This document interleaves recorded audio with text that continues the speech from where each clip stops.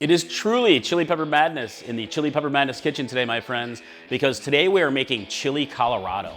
Chili Colorado is the ultimate bowl of chili. It is stew beef that is seared and simmered in a delicious red chili sauce.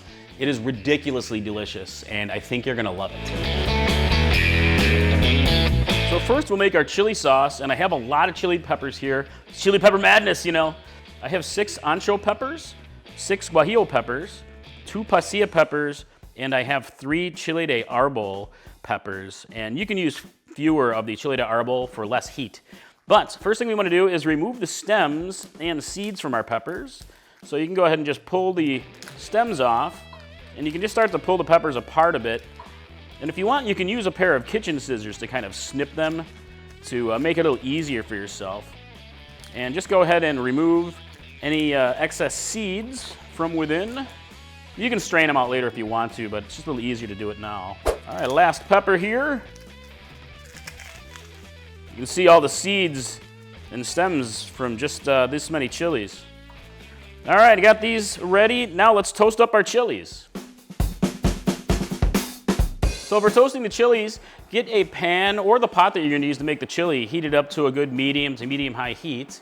And we're gonna lightly toast the chilies in the dry pan or pot.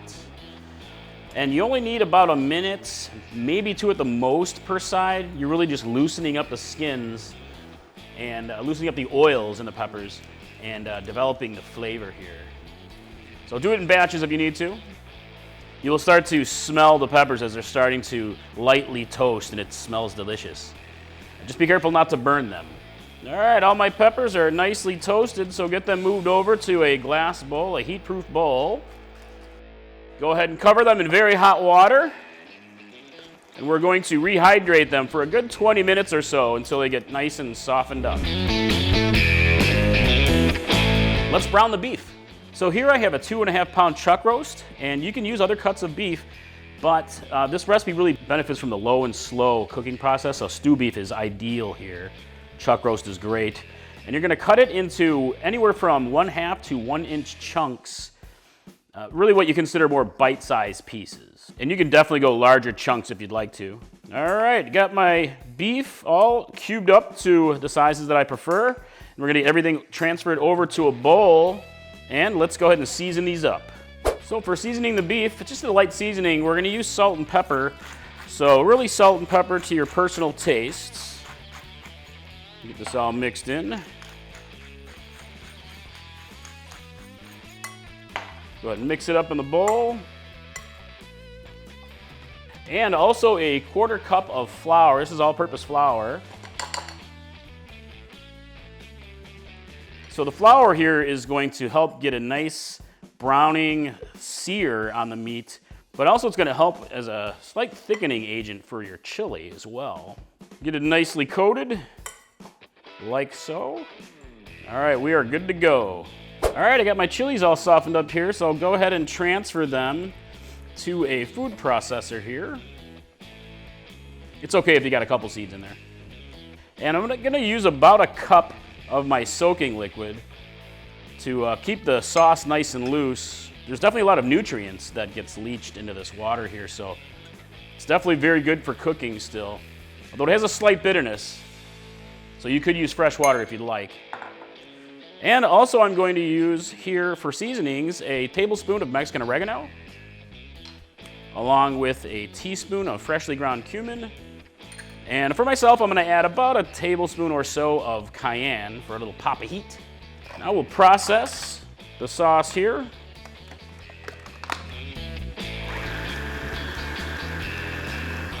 All right, let's take a look.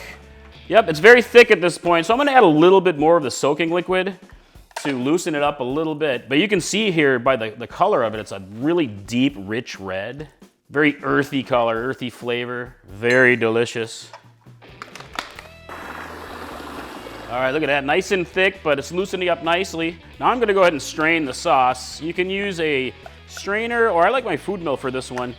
This is gonna help remove any kind of leftover skins that didn't really get processed. All right, look at that. So real quick tip, guys, any of this pulp that's left over, in your food mill here can be dehydrated and turned into a nice seasoning blend like I did with my pozole blend. This great seasoning for lots of stuff. All right, my sauce is nice and smooth, and don't forget a little salt and pepper.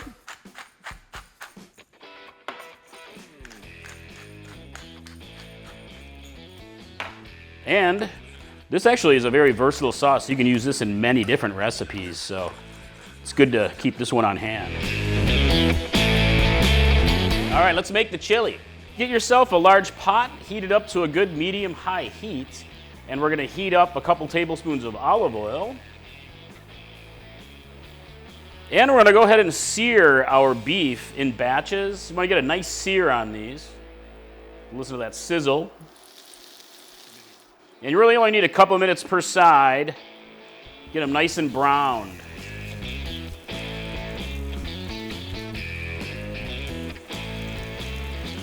Yes, look at how brown these are getting. Amazing. Transfer your seared beef over to a plate and we'll finish up our batches. All right, got all the meat nicely browned here. So I'm gonna reduce my heat just a little bit to more of a medium. And go ahead and add a bit more olive oil if you need to.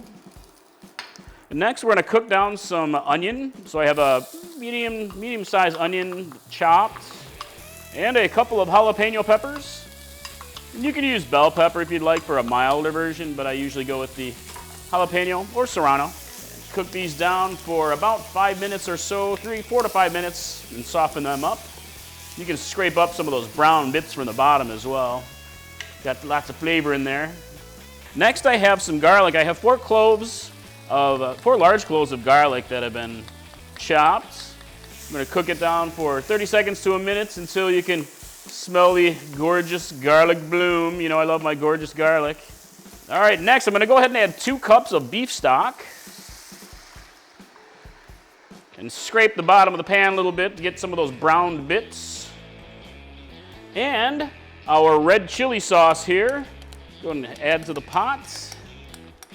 Nice. Do not waste your chili sauce. All right, get this stirred in here. All right, I'm gonna bring this up to a light boil. Yes, look at the gorgeous color on this. Got a little bit of a boil going here, so next I'm gonna go ahead and return all of this meat to the pan and tuck it into the chili sauce, like so. Get this all incorporated. So next, reduce the heat to a simmer, and I'm gonna go ahead and cover it, and we're gonna cook this for a minimum of 30 minutes until it really starts to break down the meat and get nice and tender. It'll take longer, likely. I usually like to go at least an hour, probably more, closer to 2 hours, but it really depends on your preference for how well done the meat is. So this recipe is also awesome with pork. Give it a try with pork shoulder, and I think you will fall in love. With the chili, I mean, not with me. Patty wouldn't like that anyway. So a couple of variations on chili Colorado. Number 1 is fire roasted tomatoes. So really old school chili was made with meat and chilies. But today, lots of people love adding tomatoes to their chili. It's very traditional nowadays. I love adding tomatoes to mine. If you're gonna add any, fire roasted tomatoes are fantastic. Secondly is beans. Now, are you guys team beans or no beans? Lots of people say no beans in chili, but I'm of the school that says, hey, if you want to add beans to your chili, you go ahead and add beans. So it's totally okay. Mike said it's okay. It's your recipe now. If you want beans, you go ahead and add beans. So let's talk about the chili peppers. Mexican chili peppers are really ideal for this recipe, and you can use a mix. This chili Colorado, so it's, think more reddish, red-brown colors. But realistically, you can use any chilies, like New Mexican chilies are great, California chilies. There's really a lot of different ones that you can use for this recipe. I actually like to put in some chipotle chilies every now and then for a nice smokiness, but really mix and match and make it your own for delicious flavor. So let's talk about serving. When you're ready to serve your chili Colorado, it's great served by itself in a bowl, or you can serve it with a bit of rice to fill out the meal. It's actually fantastic with some warm tortillas. So just eat it like a taco with or without all your favorite fixings, and you will absolutely love it. All right, check it out, my friends. Oh, look at that. Chili Colorado, yes. This looks amazing. All right, let's give it a taste. Ooh, it's hot. Dude. Seriously, chili Colorado, it is so tender. You're really gonna love it. Chili Colorado, my friends. I hope you guys love it as much as I do. I'd really love to hear in the comments below what you think of the recipe and how you change up to make it your own. Like what kind of chilies are you gonna use? I gotta hear all about the chilies and the spices. But also if you're gonna add beans or no beans. So, all right, be nice in the comments below. Hey, if you guys are looking for more chili recipes, you gotta check out my chili verde recipe. That's made with pork, very meaty, very delicious. But also one of our favorites is black bean chili. I think you'll really love that one. It's loaded with flavor. It's very easy to make. So, all right, I hope to see you in the kitchen next time. Mike from Chili Pepper Madness. Bye.